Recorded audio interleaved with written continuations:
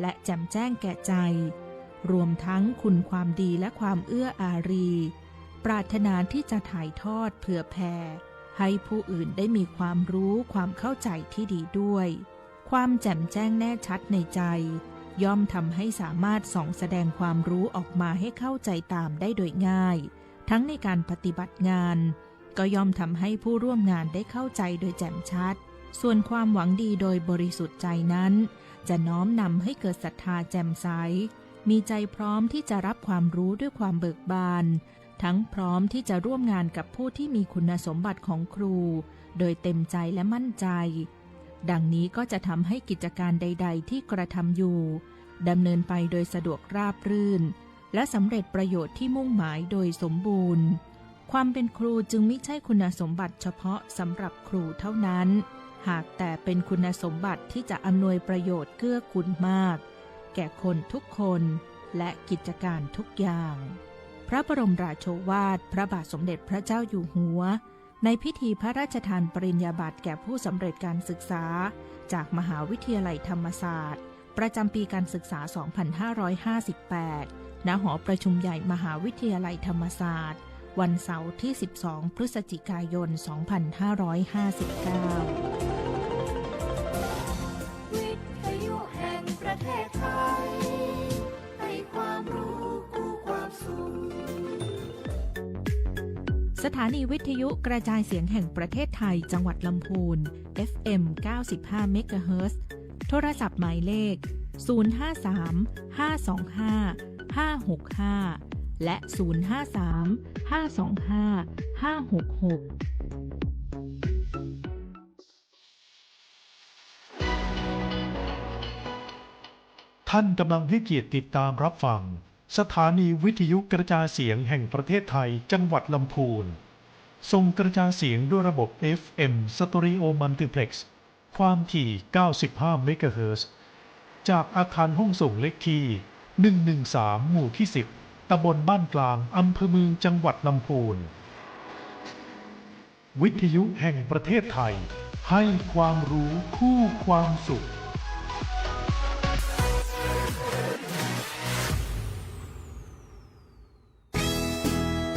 ท่านกำลังฟังสวทลำพูน FM 95 เมกะเฮิรตซ์สำนักประชาสัมพันธ์เขต 3 กรมประชาสัมพันธ์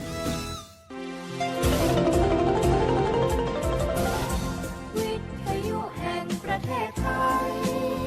ให้ความรู้คู่ความสุข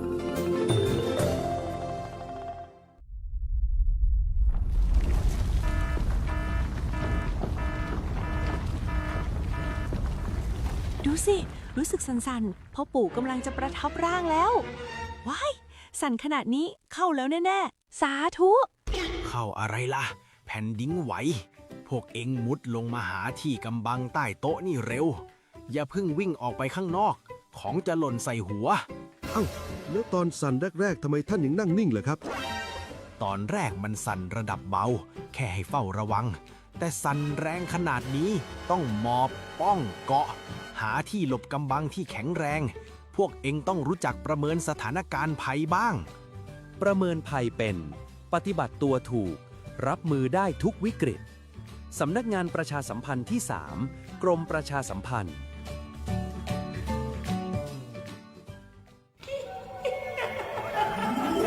กระจกวิเศษจงบอกข้าเถิดใครงามเลิศในปัทภีก็พระนางน่ะสิราชินีผู้เลอโฉมดูสิตั้งแต่ท่านพาชาวประชางดเผาป่าและขยะในครัวเรือนชาวไร่ชาวนาก็งดเผาตอสั่งข้าวฟางข้าวหันไปไถกลบทำปุ๋ยหมักแปรรูปเป็นอาหารสัตว์หรือเอาไปอัดเป็นก้อนแทนอากาศก็ดีไม่มีฝุ่น PM 2.5 คอยกวนใจหน้าตาท่านก็สดใสผิวพรรณผุดผ่องเป็นที่สุดพะยะค่ะ ต้องแบบนี้สิเจ้าพูดถูกใจข้ายิ่งนักเพราะทุกการเผานั่นคือการสะสมฝุ่นแต่ถ้าทุกคนร่วมใจกันหยุดเผาเราก็จะมีแต่อากาศบริสุทธิ์ไว้หายใจห่างไกลมะเร็งปอดสุขภาพก็ดีมันคือที่สุดแล้วราชินีจงเป็นอมตะราชินีจงเป็นอมตะข้าขอบูชาท่านพะยะค่ะไปเอาธูปมาแต่ไม่ต้องจุดแล้วนะ ดี๋ยวนี้ข้าเปลี่ยนมาใช้ทูบไฟฟ้าแล้ว มันจึ้งมากไม่มีฝุ่นเลย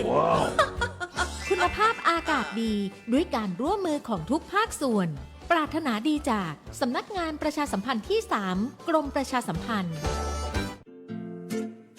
เรื่องบัญชีและภาษีไม่ต้องปวดหัวอีกต่อไปแล้วค่ะ ให้สำนักงานบัญชี NT Account ดูแลธุรกิจของคุณได้อย่างมืออาชีพสำนักงานบัญชี NT Account ได้รับการรับรองเป็นสำนักงานบัญชีคุณภาพจากกรมพัฒนาธุรกิจการค้า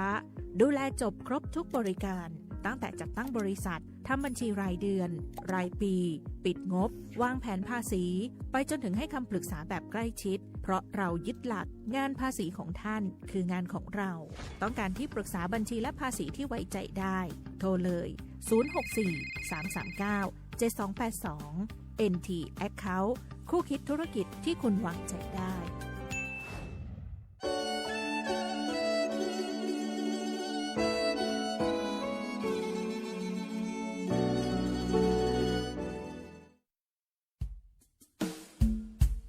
จังหวัดละปูนร่วมกับสถานีวิทยุกระจายเสียงแห่งประเทศไทยจังหวัดละปูน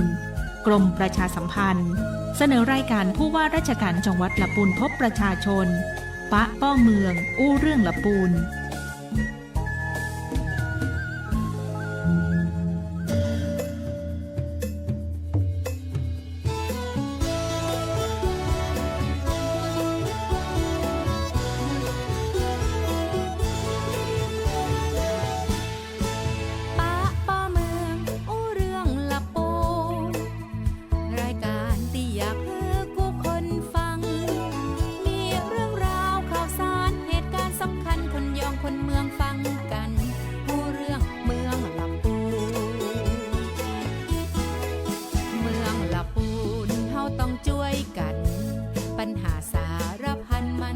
หมดสิ้นไปพี่น้องผู้คนห่วมใจแบ่งเมืองละปูนฮือยิ่งใหญ่ตลอดกาลมีทุกฮ้อนหารือส่งเสียงผู้ว่าจะอยู่เคียงจะช่วยแก้ปัญหากำกึดดีๆหากท่านมีช่วยบอกมาผ่านรายการนี้นาปะป้อเมืองอู้เรื่องละปูป้อเมืองอู้เรื่องลำปูป้อเมืองอู้เรื่องลำปูป้อเมืองอู้เรื่องลำปูนะเจ้า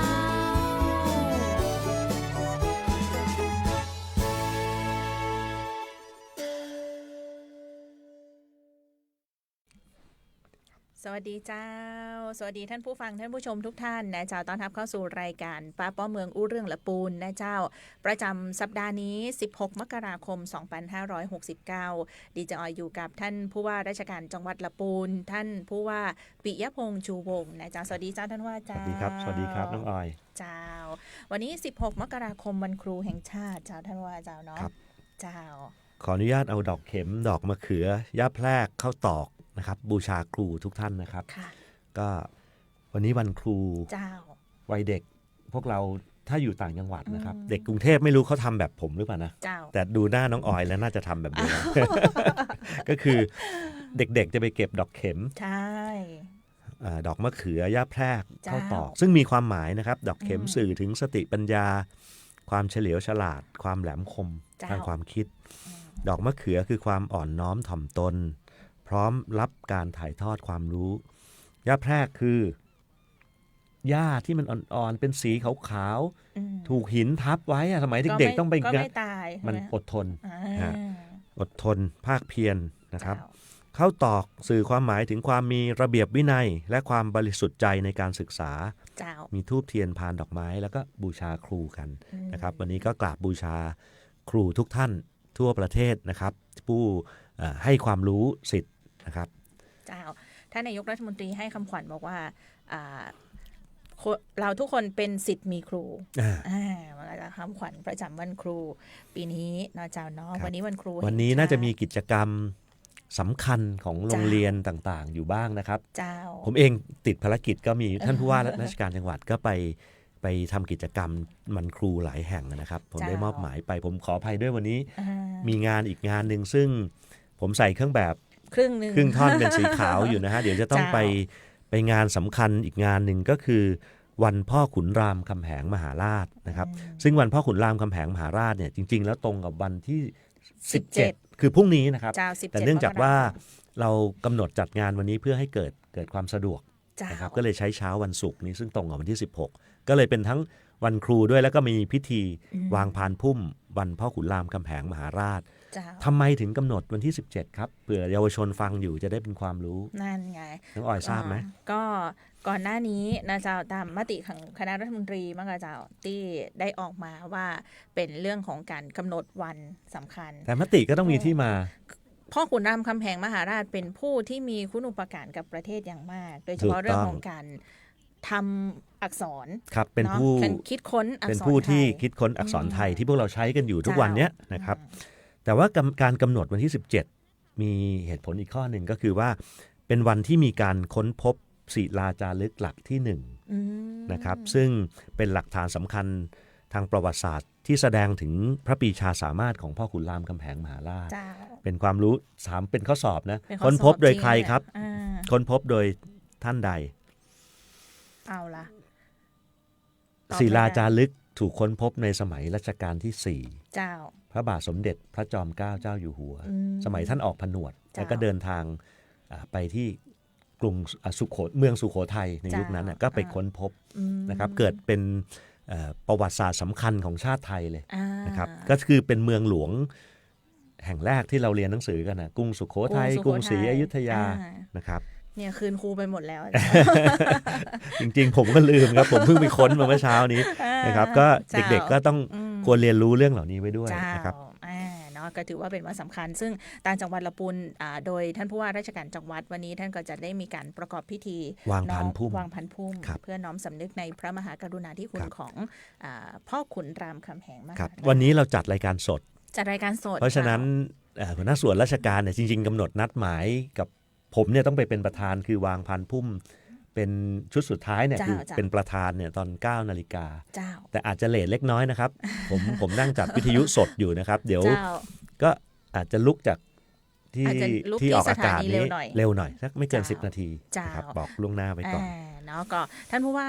อย่างที่เรียนนะเจ้าว่าในทุกๆสัปดาห์ท่านก็จะมีเรื่องราวนะเจ้าที่ตั้งใจในการที่จะมาสื่อสารอู้จ๋ากับพี่น้องชาวลำพูนเฮาโดยเฉพาะช่องทางของรายการวิทยุผู้ว่าราชการจังหวัดลำพูนพบประชาชนป้าป้อเมืองอู้เรื่องลำพูนเนี่ยนะเจ้าที่เขาจะได้นัดหมายกับพี่น้องชาวลำพูนเฮาว่าเนี่ยมาฟังข่าวนะเจ้าจากท่านผู้ว่า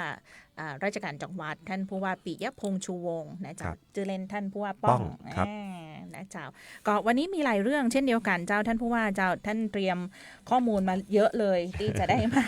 สื่อสารอู้จ๋ากับพี่น้องท่านผู้ฟังค่อยๆคุยกันไปทีละเรื่องนะครับก็ผมมีทั้งเรื่องสิ่งละอันพันละน้อยมาเล่ากันให้ฟังแล้วก็เป็นเรื่องสำคัญอยู่สัก2 เรื่องเดี๋ยวจะพยายามไล่ให้หมดบอกหัวข้อไว้ก่อนไหมจะได้เช็คไปว่าเราพูดกันครบไหม1หน้าแล้งเราห่วงเรื่องภัยก็คืออัคคีภัยนะครับช่วงนี้เฝ้าระวังกันให้ดีนะครับสิ่งที่เราดูแลครอบครัวเราได้ก็คืออุปกรณ์ไฟฟ้าแล้วก็เชื้อเพลิงนะครับดู2 อย่างนี้ก่อนเลยอุปกรณ์ไฟฟ้าเนี่ยผมยกตัวอย่างเนี่ยหน้าหวาดเสียวหลายครอบครัวรวมทั้งที่บ้านผมเองผมก็ต้องเฝ้าระวังคนในครอบครัวบางทีปลั๊กสมัยใหม่เนี่ยครับเสียบกาน้ำร้อนเสียบหม้อหุงข้าวเสียบเยอะแยะไปหมดในปลั๊กเดียวกันพ่วงได้ครับแต่ไฟมันเกินนะครับก็เนี่ยเวลาไปดูสาเหตุเพลิงไหม้ทั้งหลายเนี่ยอุปกรณ์ที่เกี่ยวกับการทำความร้อนทั้งหลายมันกินไฟมากท่านเสียบน้ำร้อนไม่ใช้ก็ดึงออกครับนะครับอย่าไปคาไว้แล้วก็ไอ้ความร้อนทั้งหลายอย่าไปรวมกันอยู่ปลั๊กเดียวกันเพราะสายไฟอ่ะมันมีข้อจำกัดมันไม่ได้ว่าสามารถเหมือนท่อน้ำอะครับมันก็มีน้ำไหลได้จำนวนจำกัดไฟก็เหมือนกันเราไปเสียบเยอะๆเนี่ยมันเกินปุ๊บเกิดความร้อนก็เป็นสาเหตุของอัคคีภัย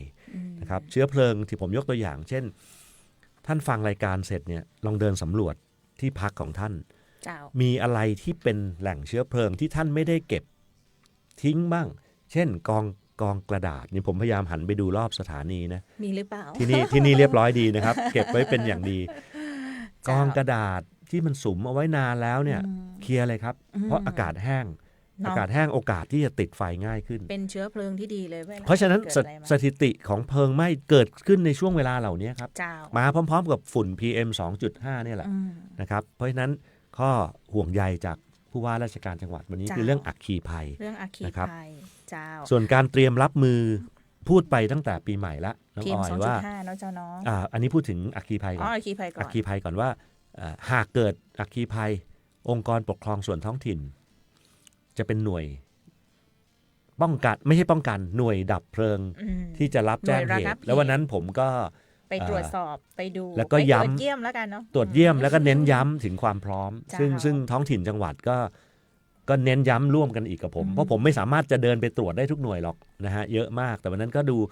ดูหลายต่อหลายหน่วยเนี่ยได้รับความมั่นใจข้อหนึ่งว่า 1. อุปกรณ์ของแต่ละองค์กรปกครองส่วนท้องถิ่นพร้อม เจ้า และหากมีอัคคีภัยจะมีการประสานงานกัน อืม ช่วยกันดับเพลิงไม่เฉพาะพื้นที่ใครพื้นที่มัน เจ้า นะครับก็เป็นการบูรณาการอีกอย่างหนึ่ง นะครับ นี่เป็นเรื่องของอัคคีภัย ซึ่งจริงๆ มีเหตุที่น่าเสียใจเกิดขึ้นที่จังหวัดลำพูนเฮาเมื่อสัปดาห์ ใช่ ที่ผ่านไม่ ตัวนะ ผมมานี่ผมได้รับข่าวอัคคีภัย3 รายแล้วนะ เจ้า ก็2 หรือ 3 ราย 3 ราย รวมรถยนต์ด้วย อืม จะสับสนแต่บ้านเนี่ย2แน่ บ้าน ทีนี้โชคดี เจ้า ที่เหตุเกิดทั้งหมดยังไม่มีผู้บาดเจ็บหรือเสียชีวิต แต่ทรัพย์สินเสียหายแน่ เจ้า นะครับ เห็นล่าสุดนี้ตังเรากาชาติเปิ้ลก็มีของมี ครับ อย่างไป ก็จะมีหน่วย เยี่มกำลัง หน่วย ใจ ไม่ว่าจะเป็นเหล่ากาชาติหรือพัฒนาสังคมและความมั่นคงของมนุษย์ เจ้า หน่วยงานที่เขาปพอย่างเงี้ย อืม เขาจะมีการเยียวยาเบื้องต้นนะครับ เจ้าเนาะอันนี้เป็นเรื่องที่เป็นข้อห่วงใย เป็นข้อห่วงใย แล้วก็ ครับ เป็นสิ่งที่อาจจะเกิดขึ้นได้ในช่วงนี้จากสภาพอากาศที่แห้ง ครับ ลงในระยะนี้นะเจ้า ซึ่งก็มาพร้อมกับเรื่องของฝุ่นควันเนาะ ครั เจ้า บ ท่านผู้ว่าแล้ว คือจะมีทั้งข่าวดีข่าวร้ายพูด เจ้า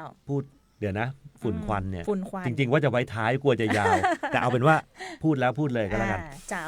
คือพออากาศแห้งเนี่ย PM 2.5 เนี่ยก็จะสูงขึ้นเป็นไปตามธรรมชาติเลย อืม ในช่วงเวลานี้นะครับระดับของ PM 2.5 ซึ่งเรามีสถานีวัดอยู่ 2 แห่ง เจ้า สถานี ของลำพูนเฮา2 แห่ง มีที่ไหนบ้างครับน้องออยลอง มี เล่า ส ให้ฟั ถาง นีตรวจวัดที่ตำบลบ้านกลางอำเภ ครั อบ เมือง ซึ่งอยู่ใกล้ๆกับสถานีวิทยุสวทก็คือ ครับ อยู่ภายในของสถานีอุตุนิยมวิทยาลำพูนนะครับ ผม ก็จะมีสถานีตรวจวัดคุณภาพอากาศอยู่ที่นี่1 แห่ง ครับ แล้วก็อีก1 แห่งอยู่ที่อำเภอลี ครับ นะจาก2 สถานีนี่ก็จะเป็นสถานีตรวจวัด โดยกรมควบคุมมลพิษ กระทรวงทรัพยากรธรรมชาติและสิ่งแวดล้อมนะ ข่าวดี เจ้า ข่าวดีก็คือฮอตสปอตของจังหวัดลำพูนยังไม่สูงนัก เจ้า คือจริง ๆ รายงานเนี่ยก็จะบอกว่ารายงานประจำวันเนี่ยที่ได้รับรายงานเนี่ยยังเป็น0อยู่นะฮะ เจ้า แต่ว่าเมื่อเข้าไปดูเบื้องลึกเนี่ยจัดลำดับทั้ง 17 จังหวัดเนี่ยนะครับ เจ้า เราจะอยู่อันดับสุดท้ายอยู่ อืม เป็นข่าวดี แต่ในข่าวดีก็มีข่าวร้ายครับ เจ้า แม้ยังมีฮอตสปอตไม่สูง คือพูดง่ายๆ ถ้าตัวเลขที่เห็นในตารางเนี้ยน่าจะต่ำกว่า 10นะฮะ เจ้า แต่ อืม ปริมาณ PM 2.5 กลับทะลุเกณฑ์ มาตรฐาน เบื้องต้น ซึ่งเรากำหนดไว้ที่ 37.5 ไม พูด โคร หน่วย กรัม อีกที ต่อลูกบาศก์เมตร ไมโครกรัม 37.5 ไมโครกรัมต่อลูกบาศก์เมตร เจ้า ตัวเลขทั้ง2 สถานีออกมาประมาณ 40 กว่าแล้วครับ เจ้า40 นะครับ กว่า ในช่วงสัปดาห์ที่ผ่านมา แต่วันนี้นี่ล่าสุดเพิ่งส่งมานี่เลยเจ้าท่านผู้ว่า วันนี้สถานีตรวจวัดที่อำเภอเมืองละปูนอยู่ที่ 32.8 ผมไม่อยากให้ดีใจ บางทีเนี่ย ลดลงมาดง โชคช่วยลมบ้างนะมี อาจจะ ล ล ม มช่วงนี้พอดี แต่เอาเป็นว่านะ เจ้า เขาเตือนแล้วแหละว่าสูงแล้ว ใช่ใช่ นะครับ มีแนวโน้มว่าจะสูงขึ้น ถ้าวัน ด้วย ไหนการหมุนเวียนอากาศไม่ดีเนี่ย เจ้า เขารอพร้อมที่จะสูงเลยเพราะความแห้งอะไรลงตัวหมดแล้ว เจ้า เพราะฉะนั้นนะครับสิ่งที่จะย้ำเตือนต่อก็คืออย่าไปเติมสิ่งที่ทำให้เกิด PM 2.5 มากขึ้น เช่น เจ้า การเผาในที่ชุมชนนะครับผมเคยเน้นย้ำอยู่ทุกครั้งว่าการเผาเนี่ยเราดูแลใน3ระดับครับน้องออย เจ้า 1ก็คือการเผาในที่ชุมชน 2การเผาในพื้นที่เกษตร 3การเผาใน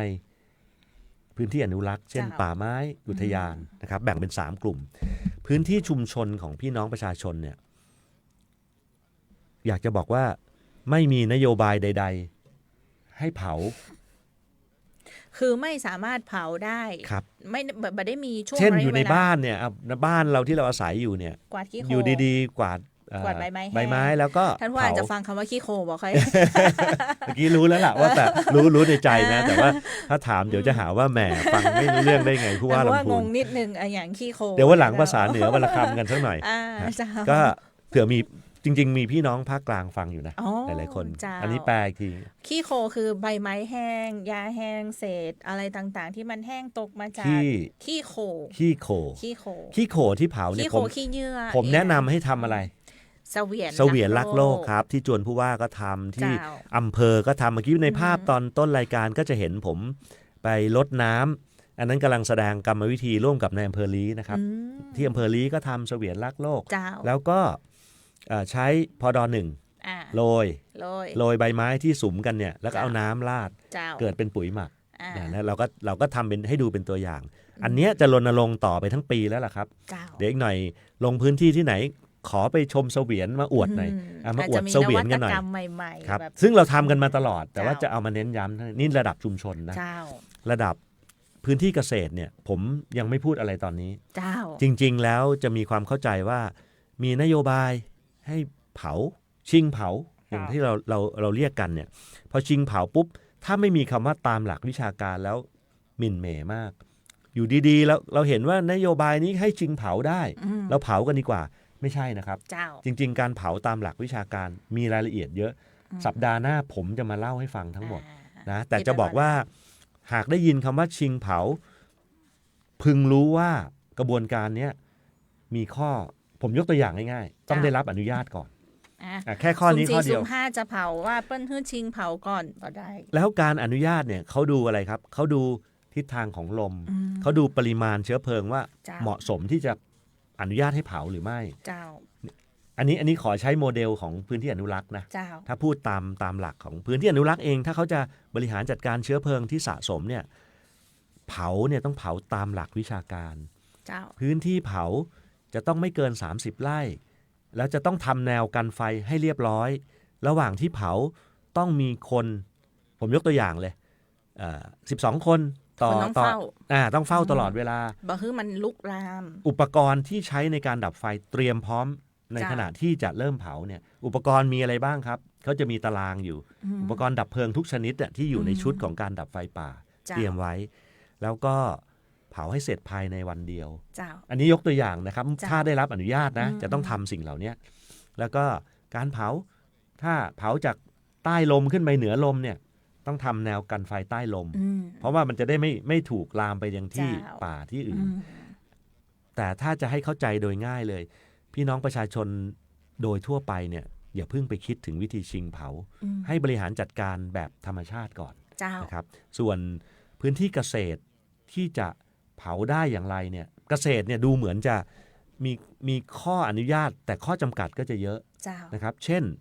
พื้นที่ราบเนี่ยไม่อนุญาตนี่วันนั้นเกษตรแต่ผมจะให้เกษตรมาพูดเองเรื่องนี้นะครับเพราะฉะนั้นในระหว่างนี้ครับที่เราจะบริหารจัดการเนี่ยที่เราคุยกันเป็นหลักเป็นแหล่งเป็นงานเป็นการเลยก็คือทางด้านของพื้นที่อนุรักษ์พื้นที่ป่านะครับซึ่งเขามีแผนวิธีขั้นตอนการบริหารจัดการเชื้อเพลิงนำเสนอซึ่งตรงนี้มีนักวิชาการมีบุคลากรเตรียมพร้อมไว้นะครับก็ในรายละเอียดของการชิงเผาทั้งหมดเดี๋ยวจะเล่าให้ฟังสุกหน้านะครับให้พี่น้องประชาชนคอยติดตามรับฟังอีกครั้งหนึ่งคือท่านผู้ว่าพร้อมกับทีมงานนะเจ้าก็พยายามที่จะบริหารจัดการ3พื้นที่หลักๆชุมชนเกษตรป่าไม้หรือพื้นที่อนุรักษ์ทั้งหลายนะครับน้องออยเคยถามผมอ้าวแล้วข้างถนนหลวงล่ะ ครับจริงๆแล้วทุกคนร่วมกันแต่ผมขอพูดเป็น3กลุ่มหลักก่อนห้างถนนหลวงเป็นพื้นที่ใดก็ใช้หลักการนั้นเช่นถนนผ่านที่ชุมชนก็ใช้หลักการบริหารในที่ชุมชนเราเคยเห็นที่ชุมชนที่เผาไฟก็ลุกอยู่รถบางทีรถขับมาควันก็รบกวนบนถนนด้วยซ้ำอันนี้ผิดนะครับผิดกฎหมาย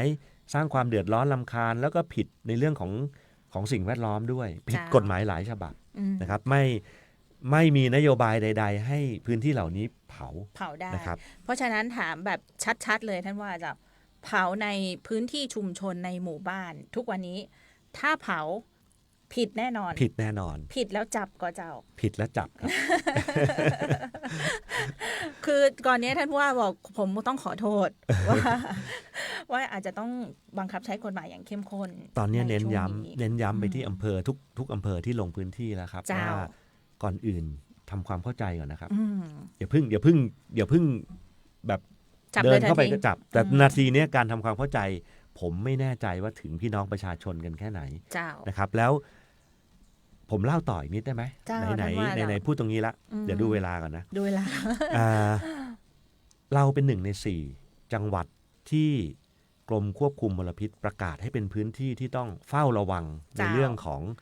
หมอกควันไฟป่าแล้วก็ PM 2.5 เนี่ยอยู่ในระดับสูงนะครับ4จังหวัดมีอะไรบ้างลำปางลำพูนเชียงใหม่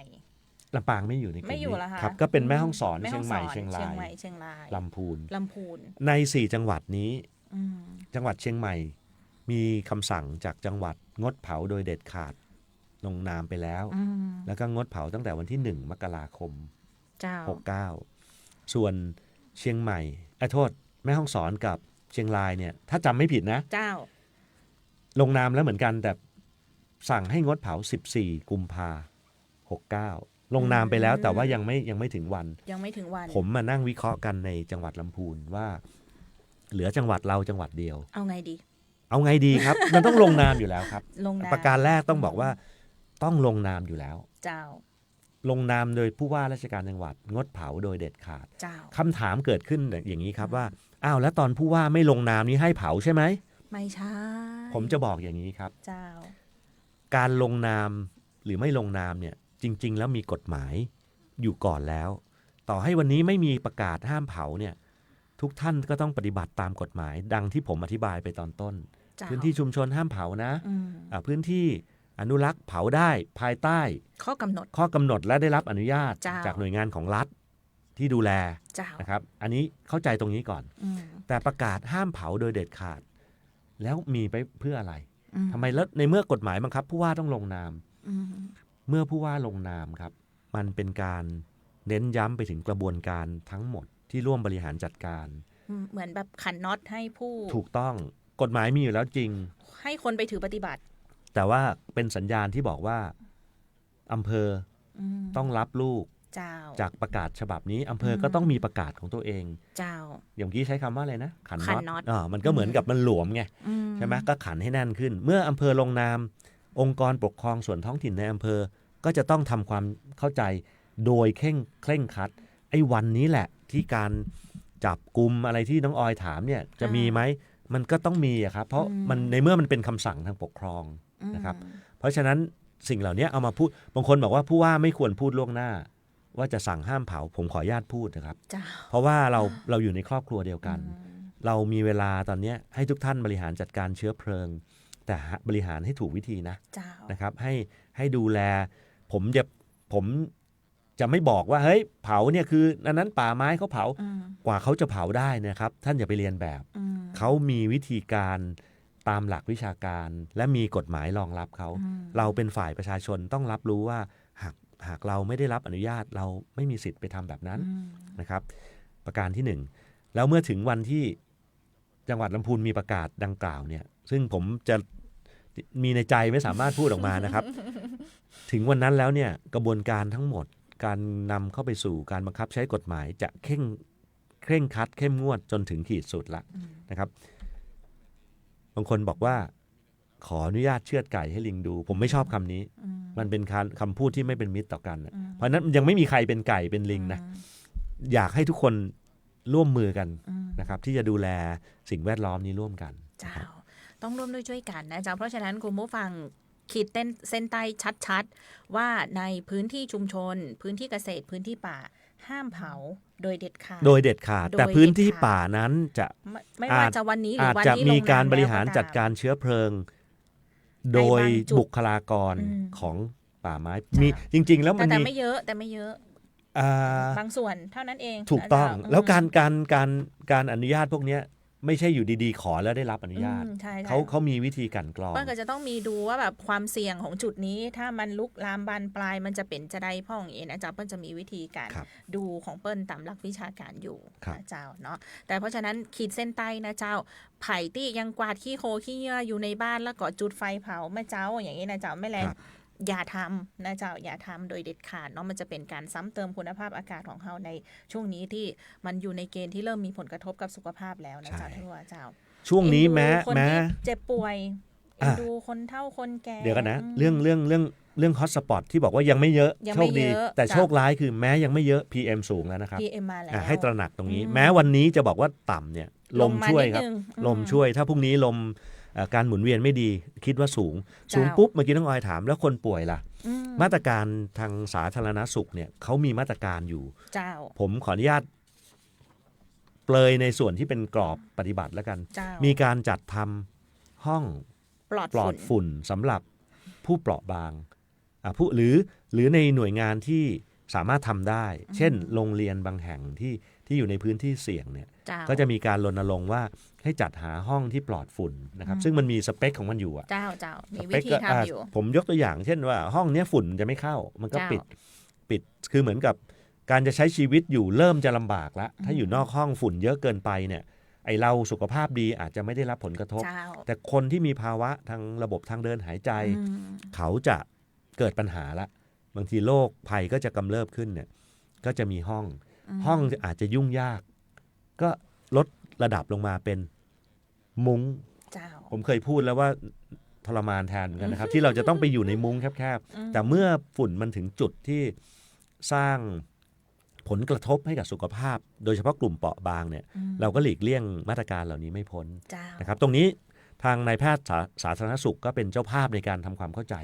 นะครับแล้วก็ออกไปร่วมรณรงค์ด้วยกันกับผมอยู่ตลอดนะครับและเห็นว่ามันมีทีมงานในการไปดูแลกลุ่มผู้เปราะบางในแต่ละที่อยู่แล้วนะจะเปิ้ลมีเช็คลิสต์รายชื่อไว้อยู่แล้วแหละว่าผู้ป่วยติดเตียงผู้ป่วยคนเฒ่าคนแก่ที่มีโรคประจำตัวเรื้อรังและอยู่ในกลุ่มเสี่ยงเนี่ยเปิ้ลเข้าไปตรงนี้ต้องขอบคุณทีมของท้องถิ่นด้วยอสม.ก็มีบทบาทนะครับผมไปเจอพี่น้องอสม.เนี่ยคนที่ดูแลกลุ่มเปราะบางทั้งหมดเนี่ยเข้าถึงกลุ่มเปราะบางในพื้นที่ได้มากที่สุดคืออสม.พวกเราผู้ว่าก็พูดอยู่ตรงเนี้ยนะฮะประชาชน8อำเภอเราเข้าไปไม่ถึงตัวเนี่ยเราก็ไปเยี่ยมกระจายหมดแต่ว่าทุกหลังคาเรือนเนี่ยใครดูแลครับผู้ใหญ่บ้านพ่อหลวงพ่อกำนันนะครับแล้วก็อสม.ต้องขอบคุณไว้ตรงนี้ด้วย ที่เป็นกำลังหลักให้กับจังหวัดของเราทั่วประเทศเลยนะครับไม่เฉพาะจังหวัดลำพูนนะครับเนาะเข้าถึงที่สุดแล้วล่ะหูหมดบ้านเหนือบ้านใต้เนี่ยเปิ้ลบอกแล้วพี่น้องป๊อกท่านผู้ว่าเปิ้ลจะห้องป๊อกเจ้าชุมชนกลุ่มนั้นกลุ่มนี้เปิ้ลห้องป๊อกขั้นป๊อกนี่นี่คือรู้หมดแล้วข้อหนึ่งนะที่ผมสังเกตเวลาพบแม่ทั้งหลายอสม.นะพ่อแม่แต่ส่วนใหญ่จะเป็นสุภาพสตรีและ 90% ก็แปลกดีที่อสม.สุขภาพดีกันทุกคนเลยนะสุขภาพดีทุกคนผมว่าหนึ่งละคนสุขภาพดีเนี่ยก็มาดูแลคนอื่นแต่ผมเชื่อว่าเมื่อดูแลคนอื่นก็ย้อนกลับไปทำให้ตัวเองดูแลสุขภาพตัวเองดีขึ้นด้วยเหมือนกับเราได้สัมผัสกับคนที่ต้องดูแลทางด้านสุขภาพมากๆเนี่ยเราจะมีโอกาสตระหนักรู้มากกว่าคนทั่วๆไปก็เราเคยดูแลคนป่วยกลับมาเฮ้ยวันนี้ต้องดูแลตัวเองแล้วมันก็คงเป็นแรงใจว่าพรุ่งนี้จะต้องออกไปดูแลคนอื่นอีกก็เลยมีแม่อสม.ที่สุขภาพดียิ้มแย้มแจ่มใสให้เห็นอยู่ตลอดเวลานะครับว่าบอกละปูเนี่ยคือเมืองบุญหลวงแห่งล้านนาท่านเพราะว่าการที่ได้เป็นผู้ให้การดูแลนะคะดูแลผู้อื่นเนาะในขณะที่เขาสามารถทำได้ถือว่าเป็นสิ่งที่ดีเมตตาแล้วก็กรุณาด้วยเนี่ยอันนี้ถือว่าเป็นสิ่งที่เขาจะได้ทำด้วยกันแล้วก็ได้บุญตัวเมตตากรุณาเมตตาบางทีเมตตาอย่างเดียวนะเจ้าแต่บ่ได้กรุณาบ่ได้ช่วยเหลือเนาะมันก็บ่ได้เมตตาบางทีมันอยู่ในใจกรุณาคือการที่เราได้ช่วยแล้วโอเคเนาะแล้วก็มุทิตาอุเบกขาสักนิดหนึ่งจะได้ครบให้ครบเจ้าพรหมวิหาร4นะครับเหมือนท่านผู้ว่าบอกถ้าอู้เรื่อง PM 2.5 แล้วเนี่ยมันยาวมากผม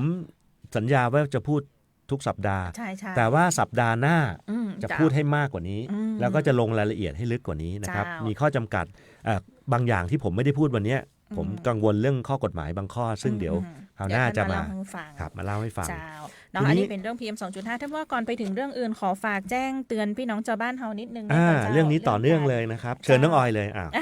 จะมีข้อความนะเจ้าจากกรมป้องกันและบรรเทาสาธารณภัยนะเจ้าที่เปิ้ลจะส่งข้อความเซลล์บอร์ดแคสซึ่งเจ้าละปูนเฮาก็เคยได้รับกันพ้องแล้วในช่วงน้ำท่วมช่วงสถานการณ์น้ำหลากที่ผ่านมานะเจ้าอันนี้เปิ้ลจะทดสอบว่าวันที่20 มกราคมเนี่ยเปิ้ลจะส่งข้อความไปให้ประชาชนทั่วประเทศเลยเพราะฉะนั้นโทรศัพท์ท่านอยู่ๆมันจะดังอืดถึงแม้ท่านจะปิดเสียงไว้มันก็จะอืดขึ้นมาจะเป็นสัญญาณที่ท่านไม่คุ้นกับมันเลยเสียงหรือข้อความท่านจะไม่เคยเห็นอย่างนี้มันเป็น SMS นะเจ้าเซลล์บอร์ดแคสเนาะที่เปิ้ลจะแจ้งเตือนเป็นระยะเวลา8 วินาทีนะเจ้าที่เปิ้ลจะส่งข้อความเข้ามาในวันที่20 มกราคมบ่าย 2วันนี้วันที่16นะเจ้าอาทิตย์หน้าศุกร์อังคาร วันอังคารทุกท่านอังคารบ่าย 2ถ้าดังอย่าตกใจดังก็อ่านข้อความว่าเขาว่ายังไงนะเข้าใจว่าข้อความนี้คงจะบอกท่านแหละว่านี่เตือนนะเป็นการทดสอบพูดผิดฮะแต่หลังจากทดสอบแล้วในอนาคตถ้ามันดังแบบนี้อีกถ้าดังอีก ท่านควรจะต้องตกใจเล็กน้อยล่ะท่านจะต้องทำอะไรสักอย่างกับสัญญาณนี้หลังจากวันที่20นะแต่20นี้ทดสอบก่อนครับให้ท่านคุ้นกับมันก่อนดังแค่8 วินาที8 วินาทีเจ้าเนาะก็ลองดูว่าใครได้ใครบ่ได้ยังไงบทเรียนนี้มีตั้งแต่เรื่องของแผ่นดินไหวเรื่องของภัยน้ำท่วมที่เกิดขึ้นที่ภาคใต้นะครับเราก็จะเห็นว่าการเตือนเนี่ยสำคัญแล้วก็เป็นสิ่งที่พวกเราถอดบทเรียนกันมาตลอดว่าภัยบางอย่างถ้าเวลามีให้กับผู้ประสบภัยเนี่ยจะสามารถที่จะป้องกันความเสียหายทางชีวิตและทรัพย์สินได้มากนะครับถ้ารู้ล่วงหน้าได้นะครับย้อนไปก็สึนามิอย่างนี้เป็นต้นนะครับต่อไปนี้ภัยจากเซลล์บอร์ดคาสต์เนี่ยภัยทั้งหลายเนี่ยจะถูกเตือนผ่านเซลล์บอร์ดคาสต์ซึ่งเราทุกคนจะมีสิทธิ์ได้รับข้อความหากมีโทรศัพท์มือถือนะครับเพราะฉะนั้นต้องวงเล็บนะมันมาทางโทรศัพท์มือถือถ้าท่านไม่ได้พกก็อันนี้ก็อาจจะต้องดูจากเพื่อนๆรอบข้างในชุมชนนะ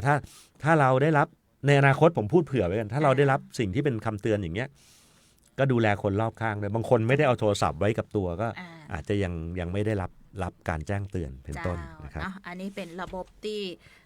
เปิ้ลจัดทำขึ้นเพื่อทำให้การแจ้งเตือนพี่น้องประชาชนเนี่ยได้ครอบคลุมและทั่วถึงมากยิ่งขึ้นนะเจ้าไร้ขีดจำกัดเนาะเจ้าเนาะไปดูเรื่องถัดไปแล้วกันเดียวอีกสักครู่หนึ่งท่านว่าต้องไปร่วมพิธีเนื่องในวันพ่อขุนรามคำแหงมหาราชนะเจ้าที่จังหวัดละปูนนะเจ้าเนาะแต่ก่อนไปนะเจ้าท่านว่าเจ้าก็คงจะต้องมาร่วมด้วยช่วยกันเนาะเรื่องของการเลือกตั้งนะเจ้าที่จะต้องรักษาสถิติจำนวนผู้มาใช้สิทธิ์เลือกตั้งมากที่สุดเป็นอันดับที่1ของประเทศของจังหวัดละปูนอาทิตย์ที่แล้วกับท่านผู้อำนวยการกกต.ละปูนบอกว่าการเป็นแชมป์เนี่ยว่ายากแล้ว แต่รักษาแชมป์เนี่ยยากกว่า เจ้าอาทิตย์ที่แล้วท่านว่าก็คือท่านผอกกต.เจ้าได้มาให้ข้อมูลในเรื่องของการเลือกตั้งทั้งในส่วนของการเลือกตั้งอบต.ซึ่งตอนนี้เสร็จไปแล้วนะเจ้าแล้วก็สเต็ปถัดไปเนี่ยคือการเลือกตั้งสสครับเจ้าอย่างนี้ครับพูดเรื่องทั่วไปก่อนได้ไหมเรื่องแรกในวันเลือกตั้งก่อนในวันเลือกตั้งในวันเลือกตั้งก่อน8 กุมภาตั้งแต่เวลา8 โมงเช้าถึง5 โมงเย็นถึง5 โมงเย็นนะครับถึง5 โมงเย็นแต่ก่อนถึงบ่าย 3แต่นี้เราเลื่อนขยายออกเป็น5 โมงเย็นทีนี้ปีนี้เป็นการเลือกตั้งที่พิเศษขึ้นมาเพิ่มเติมคือมีการลงคะแนนเพื่อจะออกเสียงประชามติด้วยในวันนั้นการลงคะแนนนี้จะลงคะแนนว่าอะไรครับเอาเรื่องประชามติก่อนท่านเห็นชอบกับการที่จะแก้ไขรัฐธรรมนูญฉบับปี 2560 หรือไม่เขาใช้คำนี่เอกสารของกกต.นะเอกสารเกี่ยวกับการออกเสียงประชามติเพื่อให้ความเห็นชอบการจัดทำรัฐธรรมนูญฉบับใหม่ฉบับใหม่ก็คือจะเป็นฉบับเดิมหรือแก้ไขทั้งฉบับเนี่ยมันเป็นความรวมก็คือมีการเปลี่ยนแปลงรัฐธรรมนูญนั่นแหละท่านจะต้องออกความเห็นว่าเห็นชอบหรือไม่เห็นชอบนะเห็นไม่มี no vote อะไรพวกนี้นะคือคำพูดนี้เป็นการเชิญชวนแบบในเวลาไปเจอในบัตรเนี่ยมันไม่มีคำว่า no นะเดี๋ยวผมไปประชุมที่กกต.มามีการย้ำตรงนี้เดี๋ยวชาวบ้านเคยได้ยินว่าเดี๋ยวโหวต no ไม่เห็นด้วยโหวต no เห็นด้วยโหวต yes มันไม่มีนะครับมันจะเห็ เห็นชอบ กับ หรือไม่เห็นชอบ ไม่เห็นชอบ และมีอีกช่องหนึ่งคือไม่แสดงความคิดเห็นนะ อืม ผมจะมีตัวอย่างให้ดู เดี๋ยวคราวหน้าอาจจะต้องขึ้น น่าจะมี ภา อ พ ยู่เจ้า ท่านสกาเหมือนกับเลือกตั้งนั่นแหละเห็นชอบไหมทีนี้มันอย่างนี้ครับไอ้บัตรสีเหลืองใบเนี้ยมันต้องเดินออกมาจากคูหาเลือกตั้ง ที่เราเลือกตั้งสมาชิกสภาผู้แทนราษฎร เจ้า แล้วก็เลือกตั้งระบบบัญชีรายชื่อเนี่ยก่อนนะครับมันจะต้องมี2ขั้นตอนไง เจ้า เพราะฉะนั้นในวันที่8เนี่ยท่านจะต้องกาบัตรทั้งหมดรวมทั้งสิ้นเนี่ยกี่ใบครับ 3 ใบ ตอนแรกเข้าไปเลือกตั้งสสบัตรสีชมพู แล้วก็เลือกตั้งแบบแบ่งเขตสีเขียว อันนี้อยู่ในคูหาเดียวกัน แบบแบ่งเขตสีเขียว ครับ แล้วก็สีชมพูนี่คือเลือกสสแบบปฏิริษีเนาะสสบัญชีรายชื่อ เลือกพรรค ผมพูดผิดใช่ไหม ใช่ไหม ขอโทษเลือกตั้งสมาชิกสภาผู้แทนราษฎรแบบบัญชีรายชื่อบัตรสีชมพู เจ้า แล้วก็ไปเลือกตั้งสมาชิกสภาผู้แทนราษฎรแบบแบ่งเขต บัตรสีเขียว บัตรสีเขียว บัตรสีเขียว ท่านผู้ว่าน่าจะพูดถูกแล้วแหละถูกแล้วเจ้า พูดเมื่อกี้พูดถูก ถูกแล้วเจ้า ไม่รู้ล่ะ ทีนี้ไอ้สิ่งที่อยากเน้นย้ำนะครับคือขั้นตอนเนี้ยท่านไปเลือกบัตรชมพูกับบัตรเขียวเนี่ยมันอยู่ในคูหาเดียวกันถูกไหม ถูกต้อง แล้วเดินออกมาเนี่ยคือท่านจะได้รับ2ใบนี้ก่อนอ่ะ ใช่ พร้อ ครับ มกัน แล้ว ท่าน ค่อยไป เดิน ออกเสียงประชามติในอีกข้างๆกันแหละครับ คูหาหนึ่ง ใช่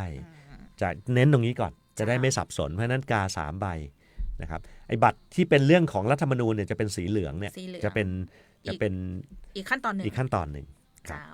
เนาะเพราะฉะนั้น8กุมภาพันธ์นะเจ้าสำหรับการเลือกตั้งบ่ได้เฉพาะเลือกตั้งสส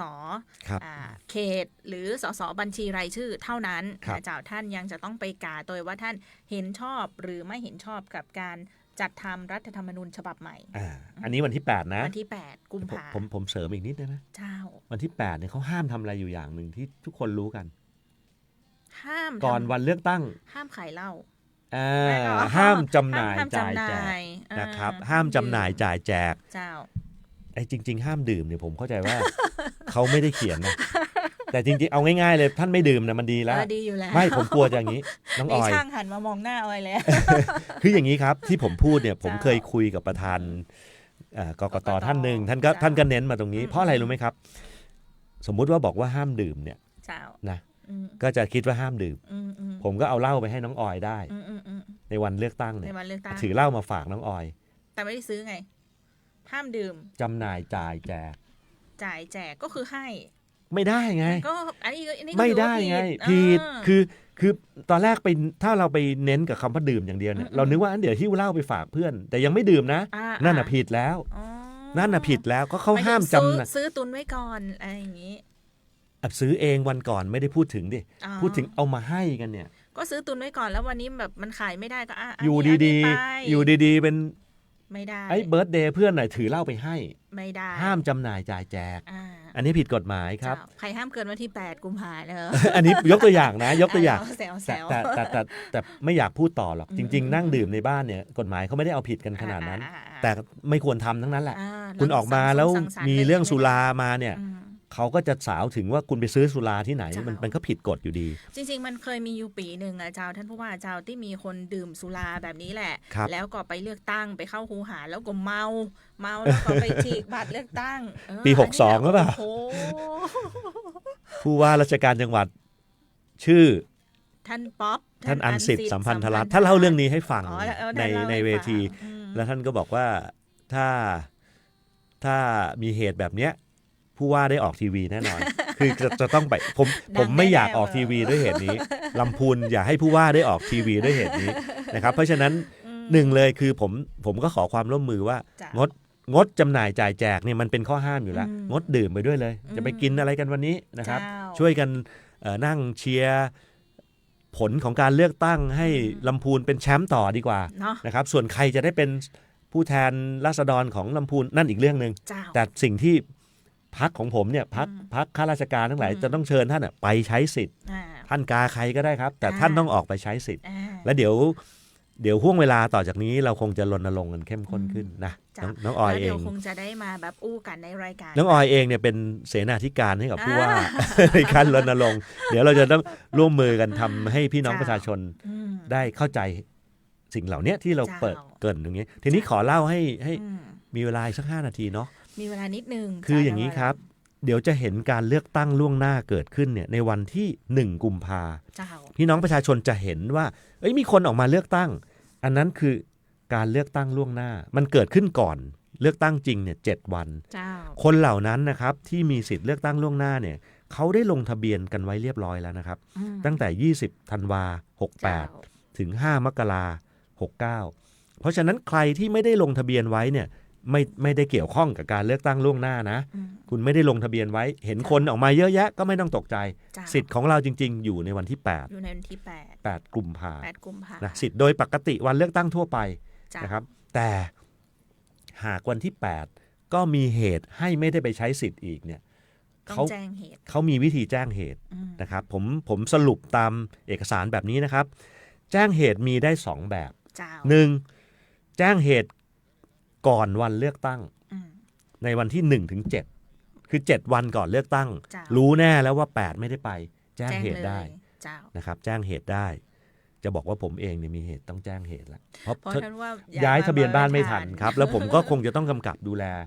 พื้นที่ก็คงต้องแจ้งเหตุเนี่ยผมส่วนหนึ่งละแต่แจ้งเหตุก่อนล่วงหน้าไม่ทันก็ยังมีโอกาสให้ท่านอีกในวันเลือกตั้งสมมุติท่านไม่คิดว่าจะไม่ทันน่ะเกิดเจ็บป่วยไม่แจ้งเหตุเพราะกะจะตั้งใจว่าไปแน่ละดันท้องเสียเป็นไข้ไม่ได้ไปเลือกตั้งก็แจ้งเหตุหลังวันเลือกตั้งนะครับอยู่ในระหว่างวันที่9 ถึง 15มันมี7ก่อนกับ7หลังบ้านของหน้า7หลัง7จำง่ายๆท่านพี่น้องประชาชนที่รับฟังตอนนี้ถ้าท่านไม่ได้ลงทะเบียนเลือกตั้งล่วงหน้าก่อนวันที่5 มกราที่ว่าเนี่ยนะครับท่านไม่ต้องเกี่ยวข้องกับการเลือกตั้งล่วงหน้าวันที่1ละท่านรอมาเลือกตั้งวันที่8แต่ถ้าวันที่8มีเหตุให้ท่านไม่ได้ไปเลือกตั้งอีกท่านก็ใช้สิทธิ์ก่อนวันเลือกตั้งหรือหลังวันเลือกตั้งแจ้งเหตุก็ได้มันจะได้ไม่เสียสถิติของเราไม่เสียสิทธิ์ของท่านเองด้วยท่านไม่ไปเลือกตั้งท่านถูกตัดสิทธิ์เยอะแยะไปหมดนะครับท่านผอ.กกต.อาจจะเล่าแล้วหรือท่านเองก็ทราบละเช่นกิจกรรมท่านจะเป็นผู้สมัครรับเลือกตั้งเนี่ยทำไม่ได้ละอันนี้เดี๋ยวรายละเอียดเสียสิทธิ์ไป2 ปีเลย2 ปีและ2 ปีนั้นแม้จะมีเลือกตั้งอื่นก็ไม่เป็นเหตุให้สิทธิ์นั้นกลับมานะเขาเขียนไว้อย่างนั้นแต่ว่าฝากไว้นิดนึงเรื่องการแจ้งเหตุท่านผู้ว่าเจ้าเพิ่งผ่านมาหยกๆเลยกับการเลือกตั้งอบต.ตอนนี้ใครที่บ่ได้ไปเลือกตั้งอบต.เมื่อวันที่11ครับผมมกราคมที่ผ่านมานะเจ้าท่านแจ้งเหตุได้อยู่นะเจ้าจนถึงวันที่18 มกราคม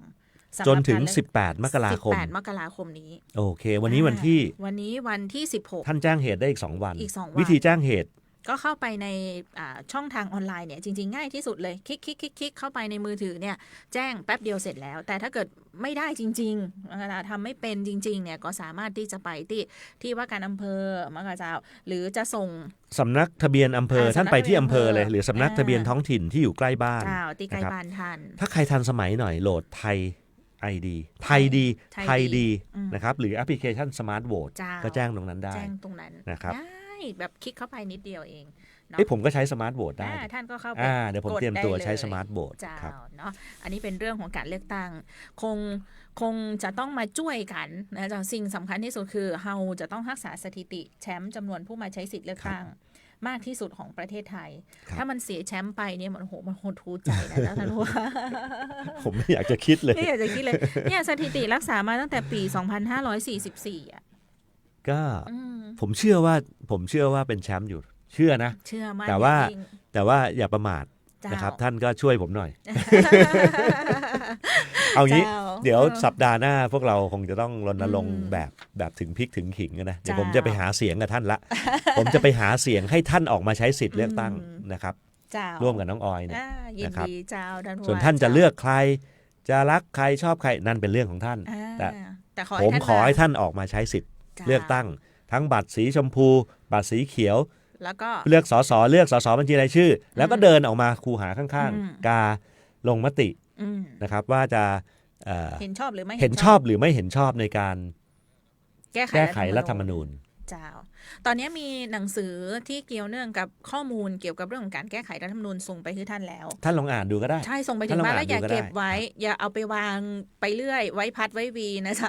เอาเปิดอ่านนิดนึงข้อมูลเหล่านี้นะครับ ผมอยากให้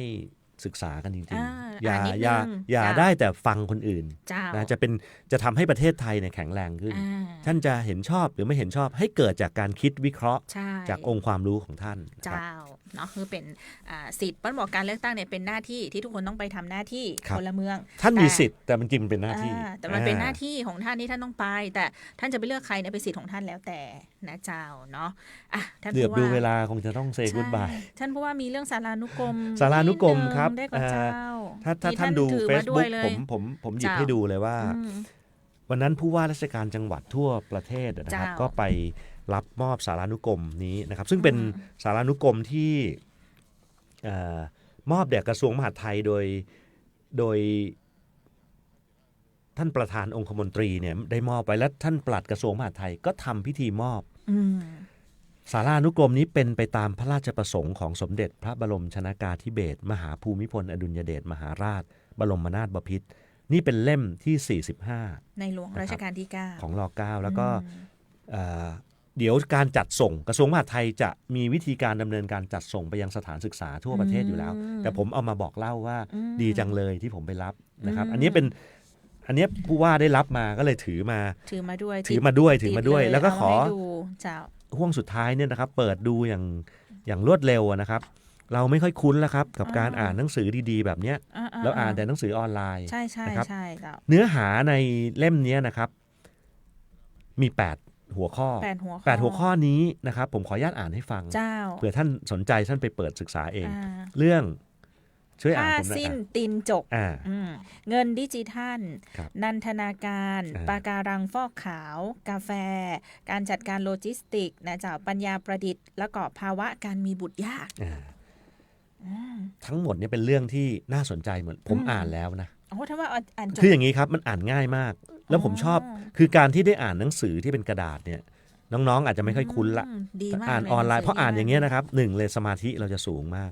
เช้าเนี่ยผมเปิดแล้วก็ทำไงวะสมมติเงินดิจิตอลผมเปิดมานะครับ เจ้า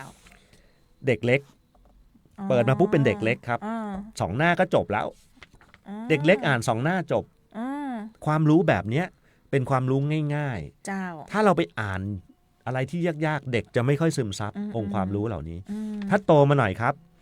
เด็ก เริ่มเป็นเด็กกลางเนี่ยเริ่มจะมีเนื้อหาให้อ่านมากขึ้น แล้วสุดท้ายเป็นเด็กโตผู้ใหญ่ก็อ่านได้ครับมีแยกออกมาให้ผมเป็นผู้ว่าราชการจังหวัดเนี่ยผมนั่งอ่านเด็กโตเนี่ยผมยังไม่รู้ทั้งหลายเรื่องแล้วอ่านมีความสุขมากหนังสือเนี่ยเวลาเราอ่านเนี่ยนะครับ1เราอ่านแล้วลืมเราเปิดดูง่ายสมมุติอ่านแล้ววันพรุ่งนี้เงินดิจิทัลมันมีกี่แบบเราเปิดดูง่ายไม่เหมือนสื่อออนไลน์เวลาเราลืมเป็นไงลืมแล้ว เราก็จะมีระบบความจำที่คลาดเคลื่อนไปถูกไหมนี่คือคุณค่าของหนังสือก็จะบอกว่าสมัยเด็กนะนี่ถ้าได้ตอนเด็กเนี่ยผมจะอ่านทั้งวันทั้งคืนเลยผมเดี๋ยวไปอยู่ที่โรงเรียนเด็กนักเรียนทุกคนจะได้สัมผัสนะครับผู้ว่าเอามาบอกวันนี้รอสักนิดหนึ่งเดี๋ยวจะถึงห้องสมุดของโรงเรียนก็ไปต่อคิวกันอ่านกันแล้วกันอยากให้ต่อคิวนะ อยากให้ความรู้เหล่านี้ต้องอยู่เฉพาะในหนังสือนะครับดีมากๆดีมากๆเลยท่านผู้ว่าเปิดให้ดูนี่มันดีมากเลยดีมากเสียดายมีเล่มเดียวนะน้องออยมายืมนะไม่ให้เดี๋ยวยืมต่อแล้วค่ะต้องแบ่งกันนะครับต้องแบ่งกันเดี๋ยวขอยืมไปอ่านบ้างนะเจ้าก็วันนี้เวลาคงจะต้องนำรายการ